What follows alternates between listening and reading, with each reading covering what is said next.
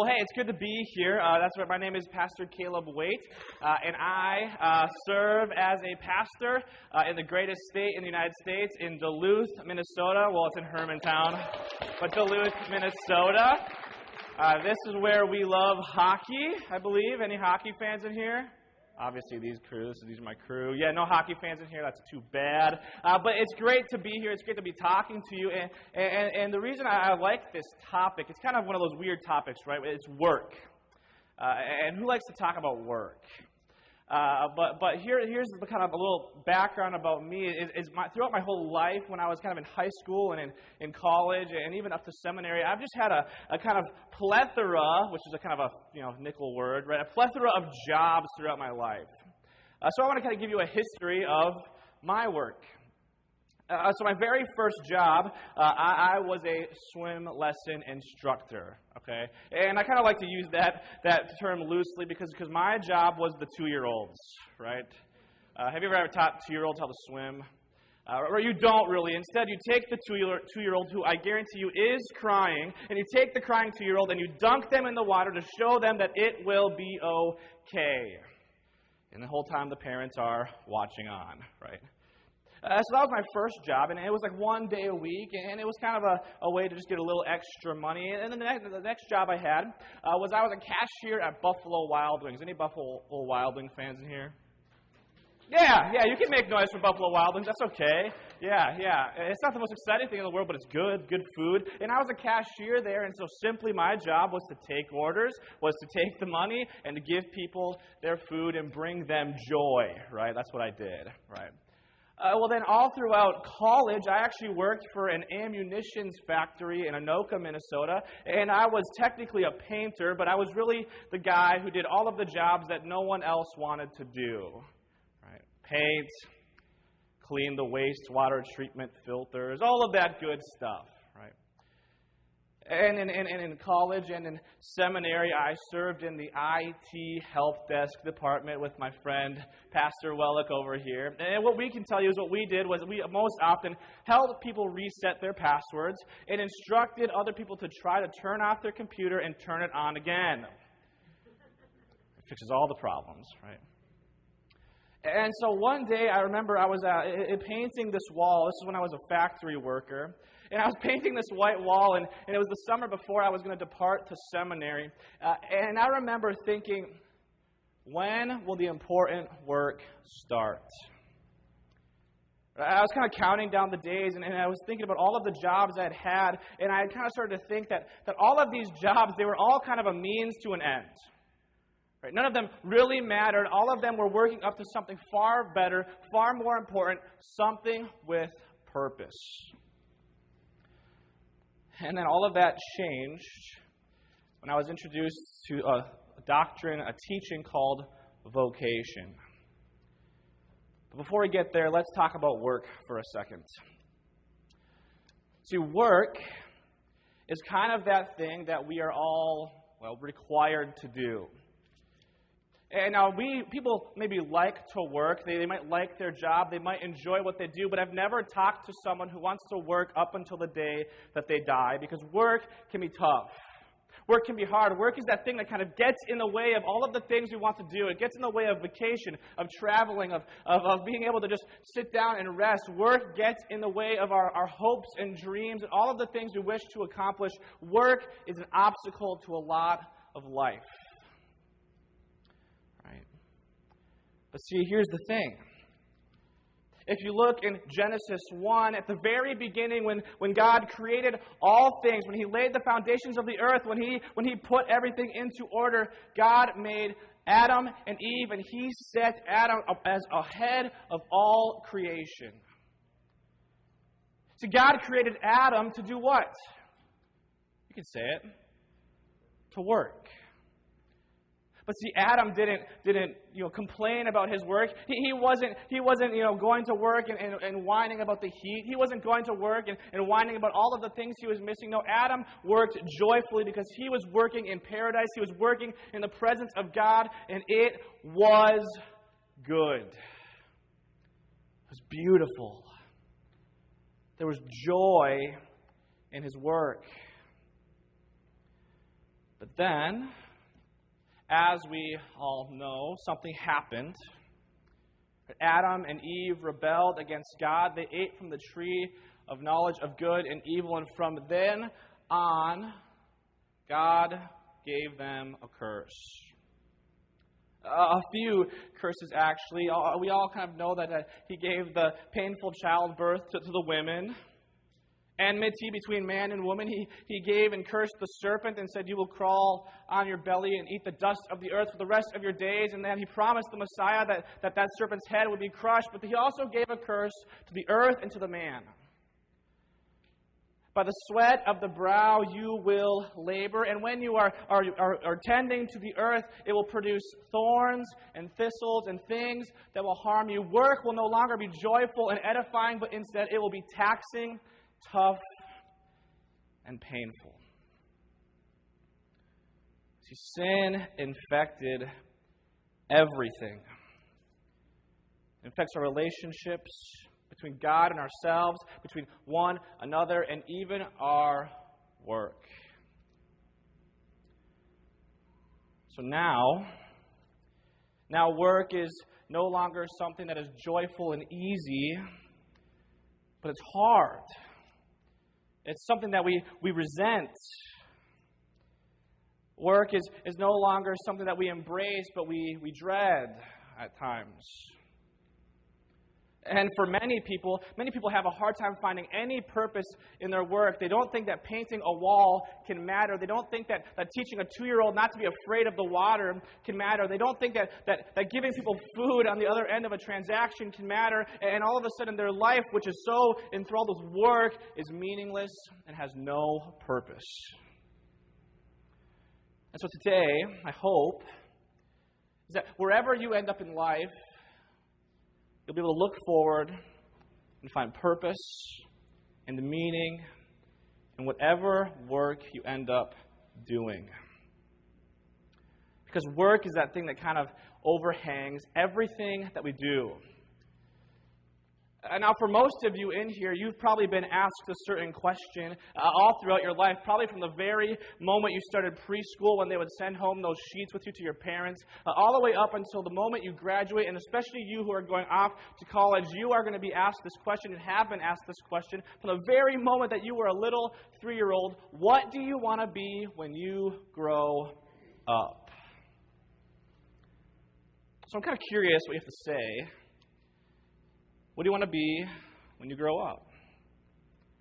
Anyone want to share what they want to be? No one wants to share. What do you want to be when you grow up? A film score composer. That's the coolest one I've heard yet. Yeah, that's pretty awesome. Yeah. I hope that works out, right? How about right here? You're going to go in the Army.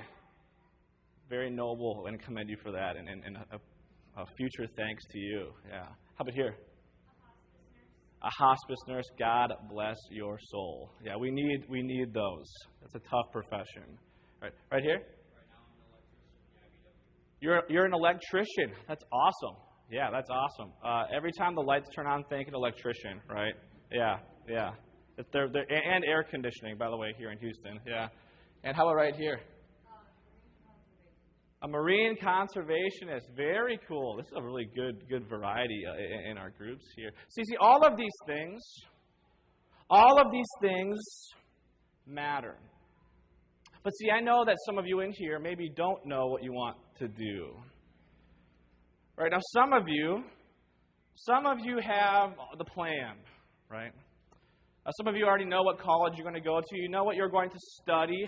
You're the ones who maybe have the Excel spreadsheet, right? The Excel spreadsheet that has every single year of college already mapped out, every single class that you're going to take, the credits it's going to be. You have your extracurriculars and your resume ready at all times, and your next 4 to 8 years of your life are all planned out. How many of you are that person? A few of you, not all of you, a few.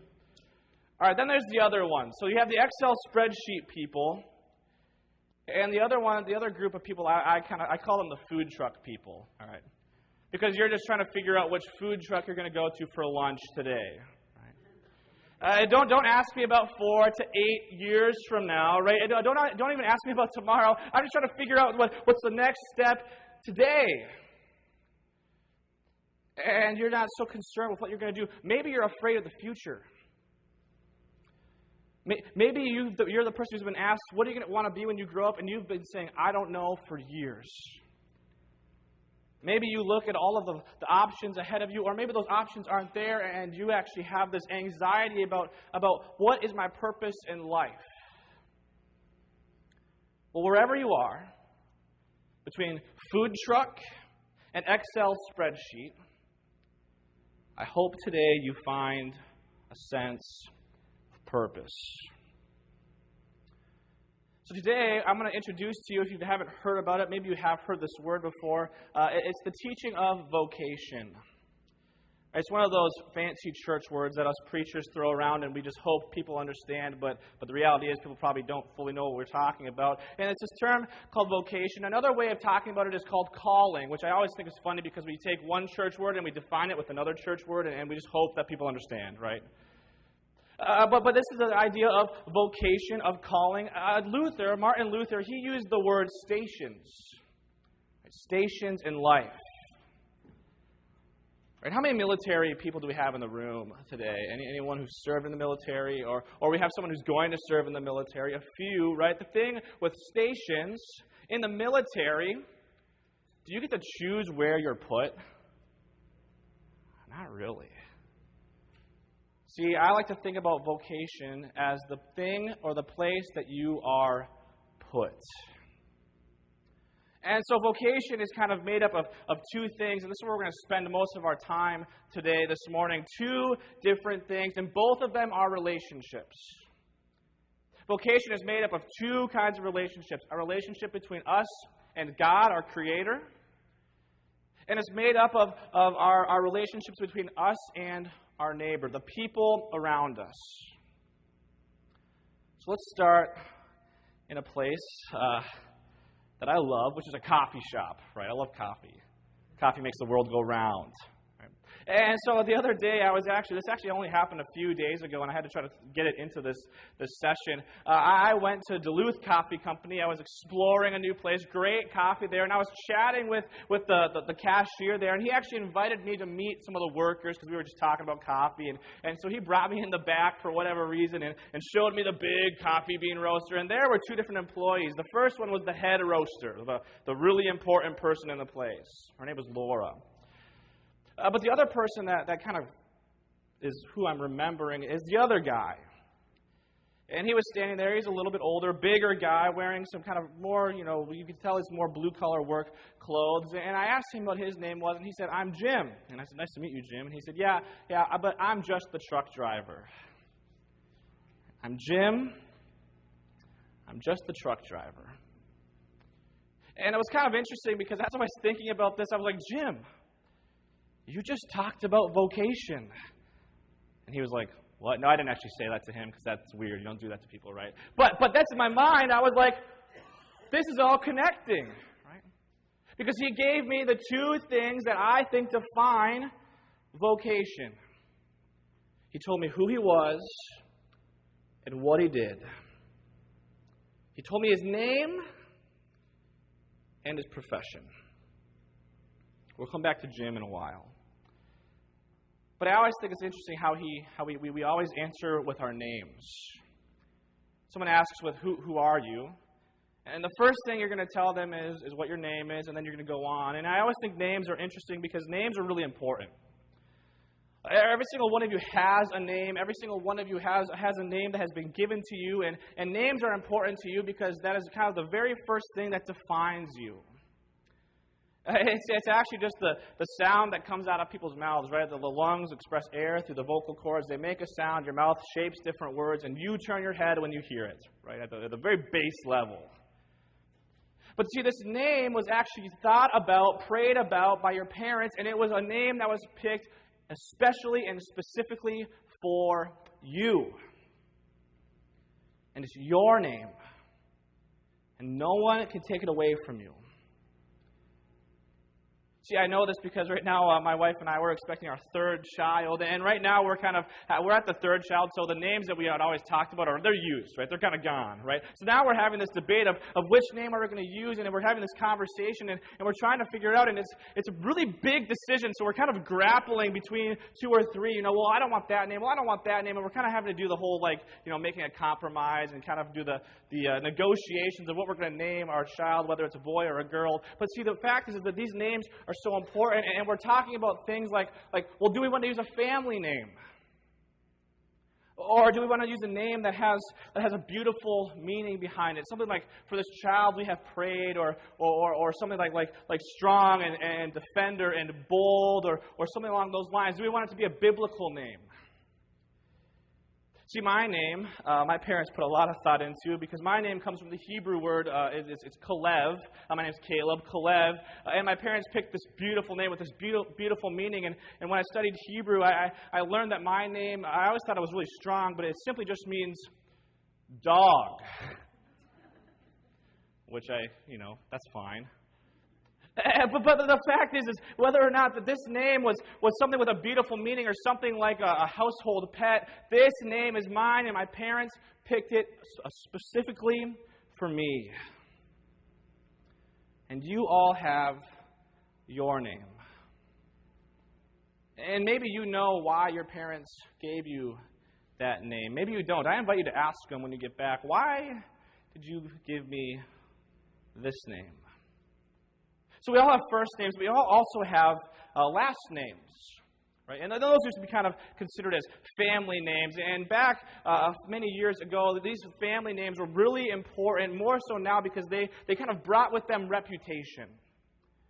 Right? You knew specific families and what they were famous for and what they were known for. And families had honor and shame. And if you were part of a family, you kind of inherit what was passed on to you in society. But these names are ones that aren't necessarily chosen for us, but instead these names actually bind us to a group of people. Your last name brings you into a community from the moment you are born. You are their person and they are your people, and there's nothing that you can do about it. So you have the name that was given to you personally. You have the name that binds you to others. See, the reason we're talking about names, and maybe you're like, why are we talking about names? And I'll be honest, I kind of thought that when I first wrote this, but then it kind of all came together, so I hope it does for you. But the thing is, God cares about names. He cares about names a lot. And we know this because all throughout Scripture, we see that God is actually in the renaming business. In Genesis chapter 12, we have a man named Abram. You guys know Abram? If you were in Bible study this morning with my group anyway, you talked about Abram, right? And in Genesis 12, God says, Abram, you're going to go, you're going to be my guy, you're going to make a great nation, and you're going to have descendants as numerous as the stars in the sky, as the grains of sand in the desert. You are going to be the one. And Abram's like, why me? And God said, I don't know, because I chose you, right? And Abram goes, and he goes, and God actually gives him a new name. Abram's new name is what? Abraham. Good job. Yeah, Abraham. There's another guy from the line of Abraham. His name's Jacob. Heard of Jacob before? Right, Jacob had a brother. What was his brother's name? Esau. That's right, Esau, and they were twins. And Jacob did some really bad things to Esau, right? He stole from him on 2 different occasions everything that he had, his birthright and his blessing.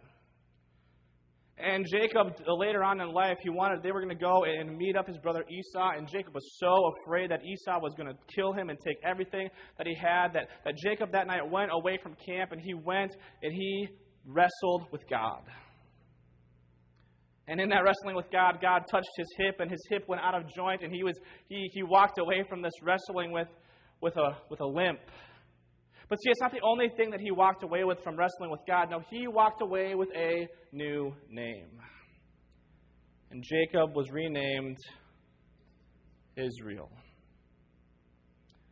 There's another man, and this time in the New Testament. He's sometimes called Cephas.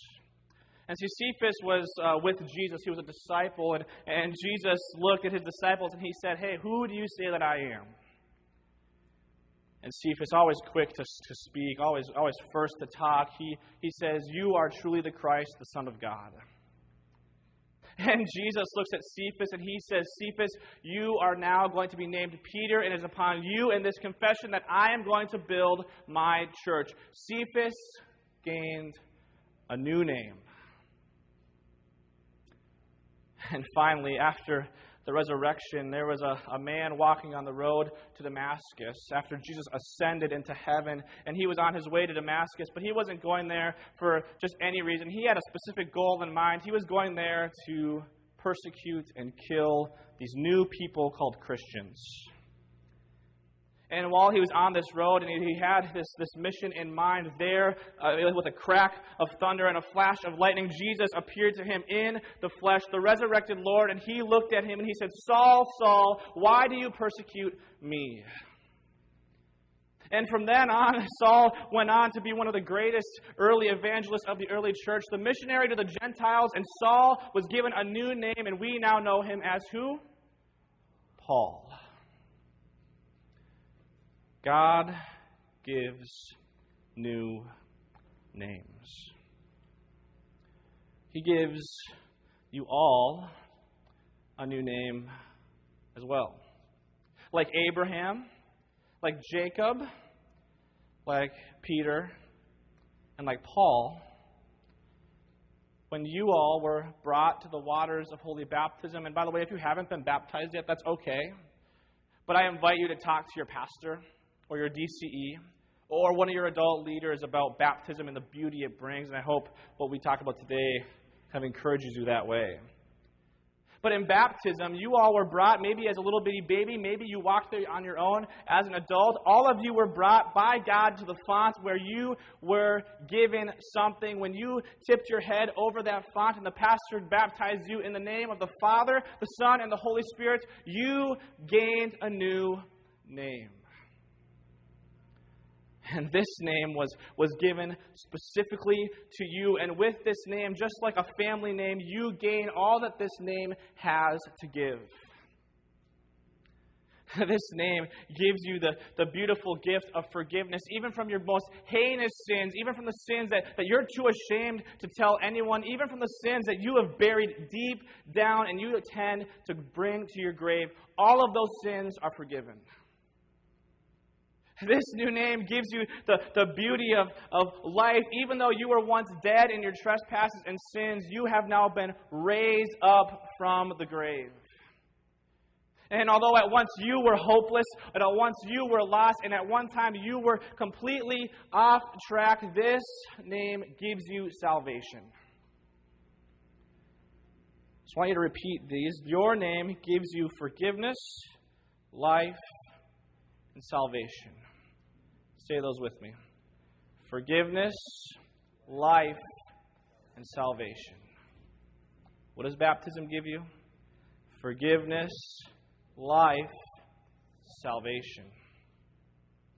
You have been given a new name.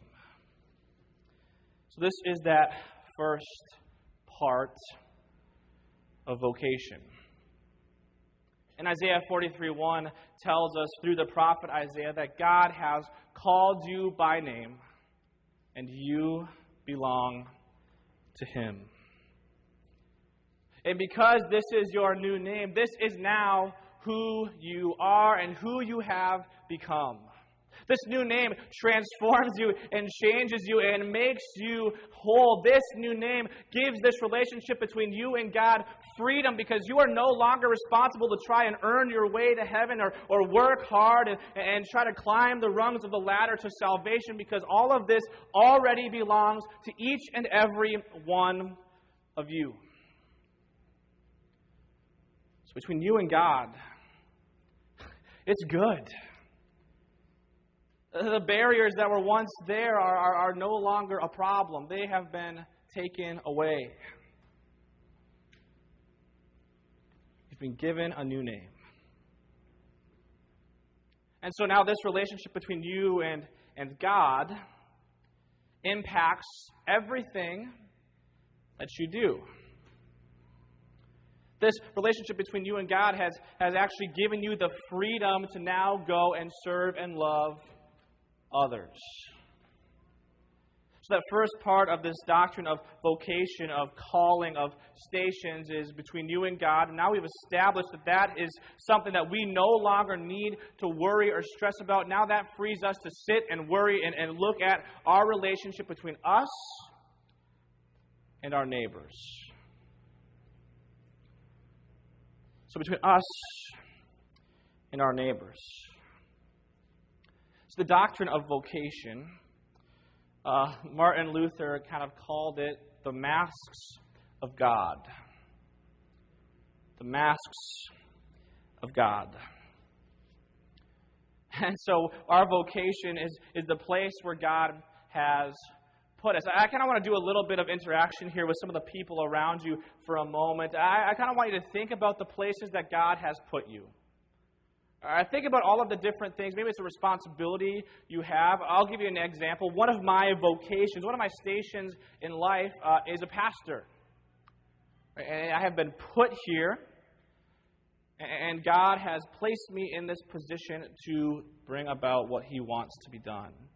So look around you. I'm going to give you like 2 or 3 minutes. And I want you to share with the people kind of that you choose to be in your group, maybe 4 or 5 people if you have them around you. And go around and just say maybe 1 or 2 of what you think is maybe one of your vocations. You guys think you can do that for me? All right, ready, set, go.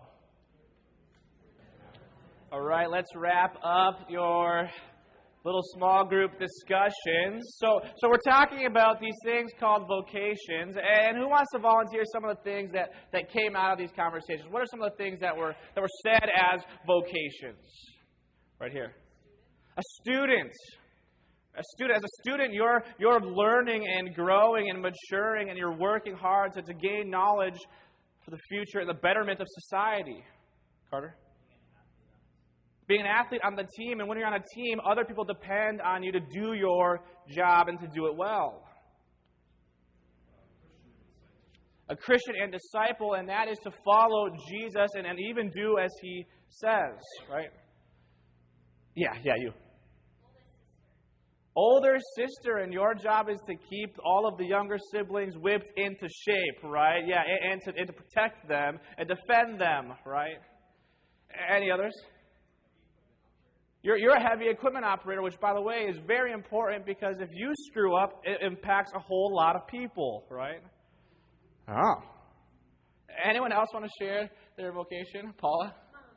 You're a mom of all 35 of your group, right? Yeah, you're a mom, right? And the mom is the one who everyone really follows, right? Like ducklings, they all follow the mom. The mom will protect her ducklings and lead them on. Right here. A sibling. That's right, you're a sibling, and that also means you're a son as well, right? You have parents. Summer camp counselor. Right? A job. Because of who you are, it's a vocation. This is the thing about vocations. If you are a Christian, you have no choice. You have a vocation. The things that you might think are sort of meaningless jobs, maybe it was like me when I was your age and I worked at Buffalo Wild Wings. Let me tell you, being a cashier of a place where everything is deep fried does not feel like important work. But I can tell you that at moments it would bring joy. Not to me, but to that hungry person on the other side who just needed to have their buffalo wings, right? See, because we're Christians, we know who we are, and we have been put here to love and serve our neighbor. It is the work that God has put you into to care for His creation. And God doesn't need us to do the work for Him. And as Luther says, God doesn't need your good works, but your neighbor does. See, it's through us Christians, that God sustains and creates and continues to make the world. God works miracles all the time. He works miracles when a surgeon does open heart surgery and the patient who is certain to die lives. God sustains society when the garbage truck driver comes by in his normal routine on the normal day of the week and picks up your trash and you come home to an empty bin. Right? God continues to sustain and make and create through the farmers who plant seeds in the ground and the plants grow and they harvest and they feed society. God continues to work even through the camp counselor who is teaching children about Jesus, and this teaching can bring them the gift of faith. God works through the ordinary. He works through things like ordinary water, ordinary bread, ordinary wine. And the thing about God working through the ordinary is when He works through even you who might feel ordinary, He and His work makes your work holy. So the garbage truck driver, he does holy work. The surgeon does holy work. The McDonald's cashier, even the McDonald's cashier does holy work.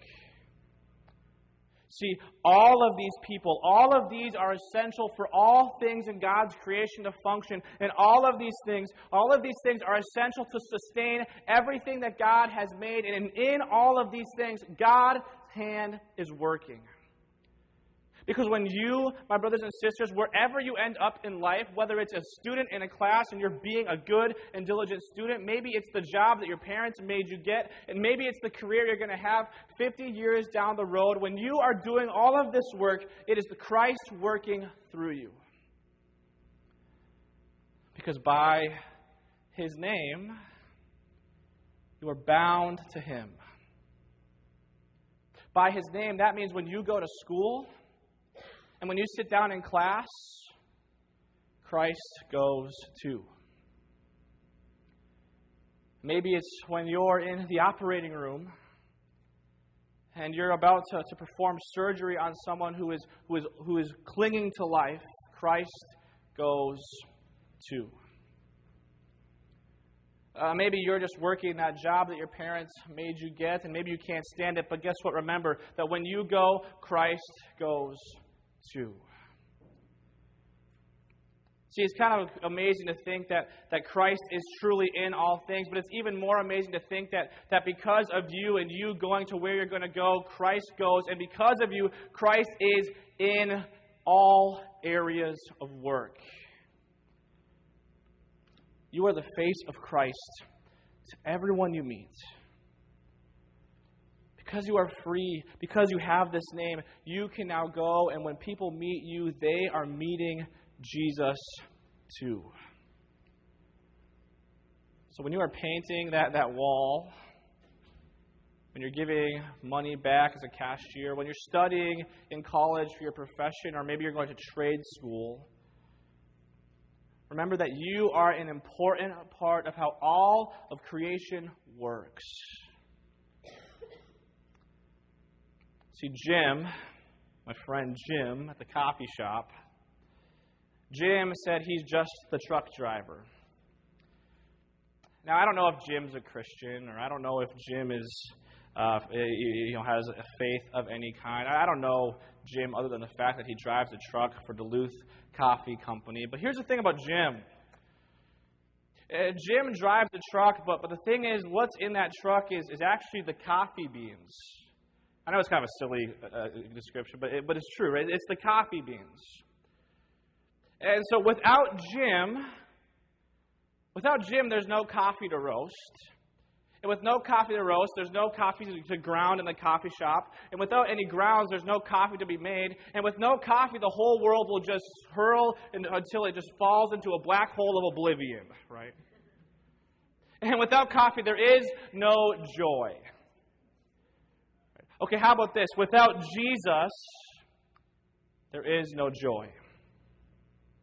Without Jesus, the whole world does hurtle and spin into a black hole of oblivion, a black hole of meaningless life that is monotonous and we just wait for it to end. So if you're finding yourself in the food truck place, which by the way we're getting close to lunch, Or if you find yourself there in the Excel spreadsheet place, or anywhere in between.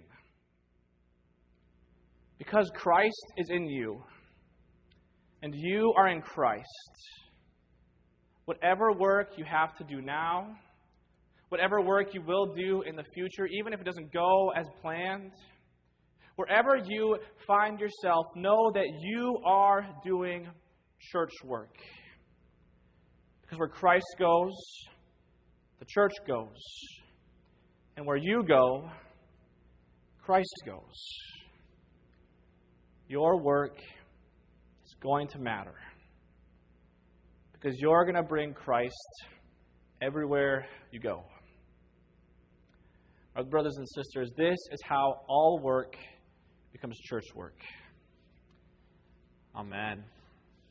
Thanks for coming, and I hope that you can find joy and purpose in your work.